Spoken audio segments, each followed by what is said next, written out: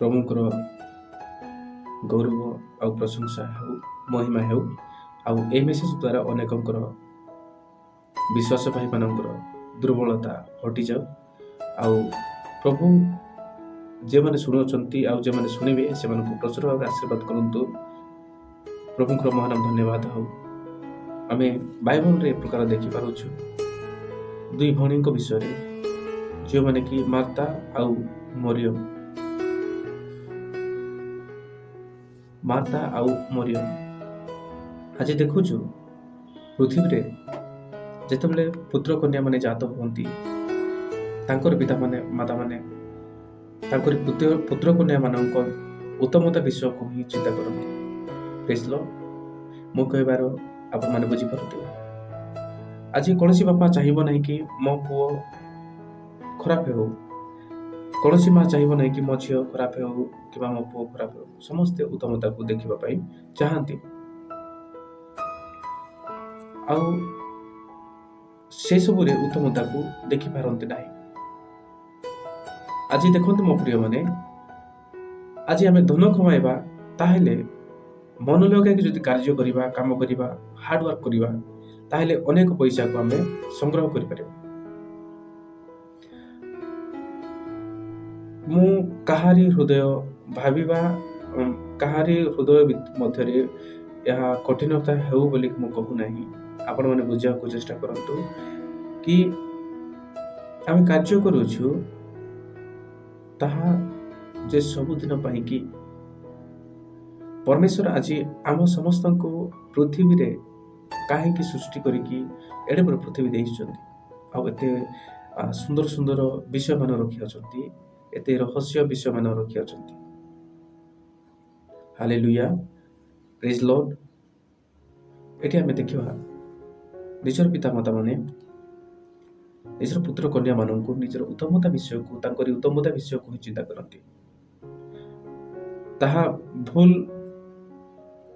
କହିବାର ମୋର ମାନେ ନାହିଁ, ହୋଇଥାଇପାରେ ଭୁଲ ମଧ୍ୟ ସେଇଟା ହିଁ ଗୋଟେ, ଯେଉଁଟାକି ଗୋଟିଏ କାର୍ଯ୍ୟକୁ କରିପାରୁନାହାନ୍ତି,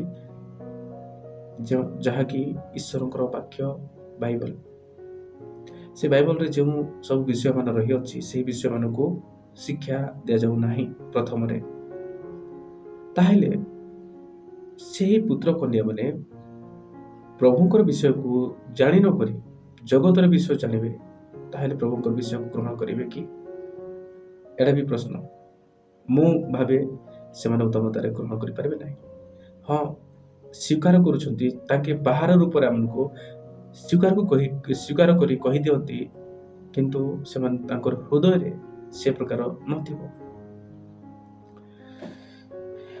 ପ୍ରଭୁଙ୍କର ବାକ୍ୟ ଏଠାରେ ଆମେ ଦେଖିପାରୁଛୁ ଦୁଇ ଭଉଣୀଙ୍କ ବିଷୟକୁ। ଏକ ଭଉଣୀ ଉତ୍ତମ ରୂପେ କାର୍ଯ୍ୟ କରୁଛି, ଯାହାକି ନିଜର ଶରୀର ନିମନ୍ତେ। ଗୋଟିଏ ଭଉଣୀକୁ ଆମେ ଦେଖିପାରୁଛୁ କି ଯେ କି ତାଙ୍କର ଆତ୍ମିକତା ନିମନ୍ତେ ବହୁତ ଭଲ କାର୍ଯ୍ୟ କରୁଛି, ଯେ କି ମରିୟମ ବୋଲି ଆମେ ଶୁଣିପାରୁଛୁ। ସେ ଯେ ପ୍ରଭୁ ଯୀଶୁଖ୍ରୀଷ୍ଟଙ୍କ କୋଳରେ ମାନେ ତଳେ ବସିକି ପ୍ରଭୁ ଯାହା କହୁଛନ୍ତି ସେ ସବୁକୁ ଧ୍ୟାନରେ ଶୁଣୁଛନ୍ତି। ତାହା ଯେ କ'ଣ ହେଇଥିବ? ଈଶ୍ୱରଙ୍କର ବାକ୍ୟ ଆଉ ପରମେଶ୍ୱରଙ୍କର ବିଷୟମାନଙ୍କୁ ପ୍ରଭୁ ଯୀଶୁଖ୍ରୀଷ୍ଟ ଯେ କହୁଥିବେ, ଆଉ ସେ ବିଷୟକୁ ସେ ଶୁଣୁଛି। ଆଉ ପ୍ରଭୁ ସେଠାରେ କହୁଛନ୍ତି କି ସେହି ଭଉଣୀକୁ ମାର୍ଥାଙ୍କୁ କହୁଛନ୍ତି ପରମେଶ୍ୱର କି ପ୍ରଭୁ ଯୀଶୁଖ୍ରୀଷ୍ଟ କହୁଛନ୍ତି କି ମରିୟମ ତ ଉତ୍ତମ ଭାଗ ମନୋନୀତ କରିଅଛି, ଆଉ ତାହାଠାରୁ ହରଣ କରାଯିବ ନାହିଁ। ଆଜି ଦେଖନ୍ତୁ, ଈଶ୍ୱରଙ୍କର ବାକ୍ୟକୁ ଆମେ ଧ୍ୟାନ କରିବା ଲୋକ, ଈଶ୍ୱରଙ୍କର ପ୍ରାର୍ଥନା କରିବା ଲୋକ, ଆମେ କିଛି ବି ପାଇବା ନାହିଁ କି ପାଇବା ମଧ୍ୟ, ତାହେଲେ ଆମେ ବାଇବଲର ବିଷୟମାନଙ୍କୁ ଜାଣିଅଛୁ, ଈଶ୍ୱରଙ୍କର ପ୍ରେମର ବିଷୟମାନଙ୍କୁ ଜାଣିଅଛୁ, ତାଙ୍କରି ସଦାବେଳେ ଯଦି ଆମେ ପ୍ରତିପାଳନ କରୁଅଛୁ, ତାହେଲେ ଆମେ ଧନ୍ୟ। କାହିଁକି? ତାହା କିଏ ମଧ୍ୟ ଆମଠୁ ଚୋରିକି ନେଇପାରିବେ ନାହିଁ।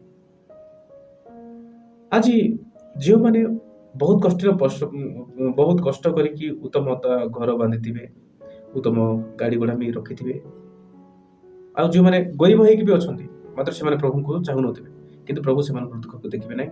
ଯେଉଁମାନେ ଧନୀ ହେଇକି ଯଦି ପ୍ରଭୁଙ୍କୁ ଜାଣୁନାହାନ୍ତି, ସେମାନଙ୍କୁ ପ୍ରଭୁ ଦେଖିବେ ନାହିଁ। ଆଜି ଇମ୍ପୋର୍ଟାନ୍ସ କ'ଣ ଅଟେ? ଈଶ୍ୱରଙ୍କର ବାକ୍ୟ।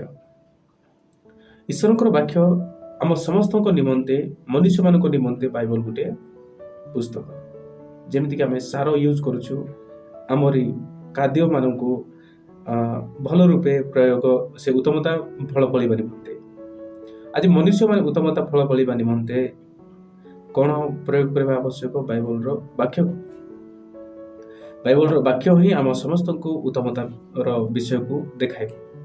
ଆଉ ସେହି ହିସାବରେ ଯଦି ଚାଲିବା ଆମେ, ତାହେଲେ ପ୍ରଭୁଙ୍କର ବିଷୟକୁ ଆମେ ପାଇପାରିବା।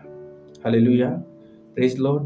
ଆଜି ଦେଖୁଛୁ ଜଗତରେ ଧନ ପଛରେ ସମସ୍ତେ ଦୌଡ଼ୁଅଛନ୍ତି, ଶିକ୍ଷା ପଛରେ, ଜଗତର ଶିକ୍ଷା ପଛରେ ସମସ୍ତେ ଦୌଡ଼ୁଅଛନ୍ତି, କିନ୍ତୁ ଈଶ୍ୱରଙ୍କର ଶିକ୍ଷା ପଛରେ କମ୍ ଲୋକ ଦୌଡ଼ୁଛନ୍ତି।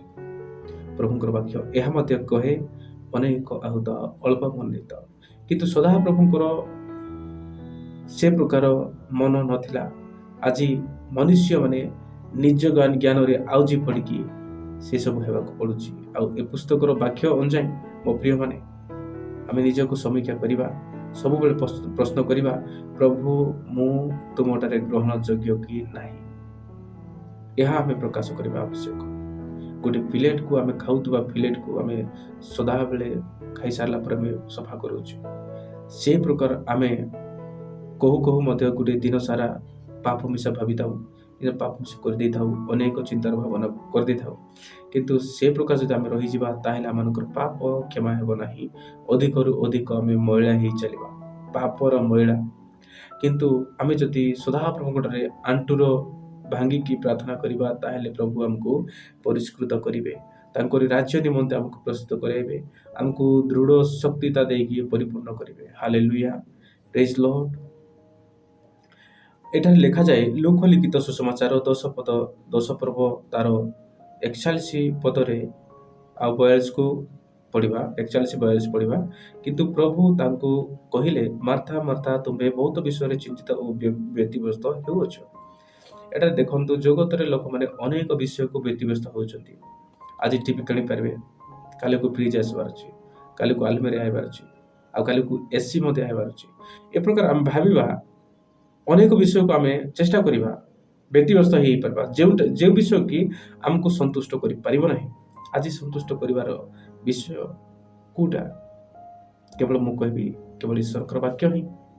ଯଦି ଈଶ୍ୱରଙ୍କର ବାକ୍ୟକୁ ଆମେ ମନ ଲଗାଉଛୁ, ତାହେଲେ ବହୁତ ଭଲ ବିଷୟ ଅଟେ ବୋଲି ମୁଁ କହିବି। ଏଠାରେ କୁହାଯାଉଛି, ପ୍ରଭୁ ଯୀଶୁ, ତୁମେ ବହୁତ ବିଷୟରେ ଚିନ୍ତିତ ଓ ବ୍ୟତିବ୍ୟସ୍ତ ହେଉଅଛ, କିନ୍ତୁ ଅଳ୍ପ କେତୋଟି ବରଂ ଗୋଟିଏ ମାତ୍ର ପ୍ରୟୋଜନ। ମରିୟମ ତ ଉତ୍ତମ ଭାଗ ମନୋନୀତ କରିଅଛି, ତାହାଠାରୁ ହରଣ କରାଯିବ ନାହିଁ। ଆଜି ଯେଉଁମାନେ କି ଆମମାନଙ୍କଠୁ ଛଡ଼ାଇକି ନେଇପାରିବେ ନାହିଁ, ଆଜି ମୁଁ ସପୋଜ ଧନୀ ହେଇଯିବି, ସେ ଧନକୁ ଆଉ ଜଣେ କ'ଣ କରିବା ପାଇଁ ଆସିବେ? ହରଣ କରି ନେଇଯିବା ପାଇଁ ଆସିବେ। ଟଙ୍କା ରଖିଥିବି, ମୋତେ ମାରି ଦେଇକି ହୋଇଥାଇପାରେ ଟଙ୍କାକୁ ନେଇଯାଇପାରନ୍ତି। କିନ୍ତୁ ଈଶ୍ୱରଙ୍କର ବାକ୍ୟକୁ ମୁଁ ସଞ୍ଚୟ କରିଥିବି, ଈଶ୍ୱରଙ୍କର ପ୍ରାର୍ଥନାକୁ ମୋ ହୃଦୟରେ ଥିବ, ତାହେଲେ କେହି ମୋତେ ଖଦିଆପି ହରଣ କରିପାରିବେ ନାହିଁ। ହାଲେଲୁୟା, ପ୍ରେଜ୍ ଲର୍ଡ।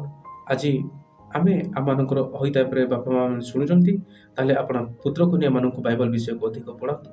ସ୍କୁଲ ସରିଲା, ଘର ଆସିଲେ ସେମାନଙ୍କୁ ବାଇବଲକୁ ଆଉ ଈଶ୍ୱରଙ୍କର ଗୀତ ଯାକ, ବହୁତ ଉତ୍ତମତା ଗୀତ ଯାକ ଅଛି, ସେହି ସବୁକୁ ଡ୍ୟାନ୍ସ ଶିଖାନ୍ତୁ।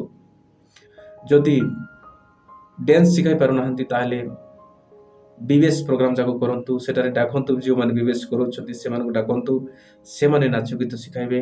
ଆଜି ଜଗତର ହିସାବରେ ଚାଲିବା ପାଇଁ ଆପଣମାନଙ୍କର ପୁତ୍ର ସନ୍ତାନମାନଙ୍କୁ ଦିଅନ୍ତୁ ନାହିଁ। ତାହେଲେ ଆପଣମାନେ ଯଦି ଯୁବା ଯୁବତୀମାନେ ଶୁଣୁଛନ୍ତି, ସେମାନେ ମଧ୍ୟ ନିଜର ବୁଦ୍ଧି କୌଶଳରେ ଚାଲନ୍ତୁ ନାହିଁ।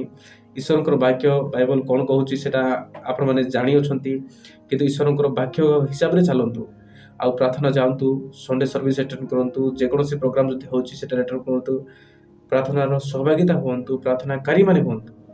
ଏହା ଆମ ପ୍ରଭୁ ପରମେଶ୍ୱର ଚାହାନ୍ତି। ଯୀଶୁ ବାପା ଆମମାନଙ୍କୁ ପ୍ରାର୍ଥନା କରିବା ଶିଖାଇ ଯାଇଅଛନ୍ତି। ସେ ପ୍ରକାର ଆମେ କଲେ ଆସନ୍ତା ଦିନରେ କିମ୍ବା ପ୍ରଭୁଙ୍କର ଆଗମନ ଦିନରେ ଆମେ ଉତ୍ତମ ରୂପେ ତାଙ୍କର ସନ୍ତାନ ସନ୍ତତି ହେଇକି ଯାଇପାରିବା। ପ୍ରେଜ୍ ଲର୍ଡ, ହାଲେଲୁୟା। ଏହି ପଠିତ ବାକ୍ୟ ଦ୍ୱାରା ଆଜି ସଦାପ୍ରଭୁ ଆମ ସମସ୍ତଙ୍କୁ ଆଶୀର୍ବାଦ କରନ୍ତୁ। ଆମେନ୍।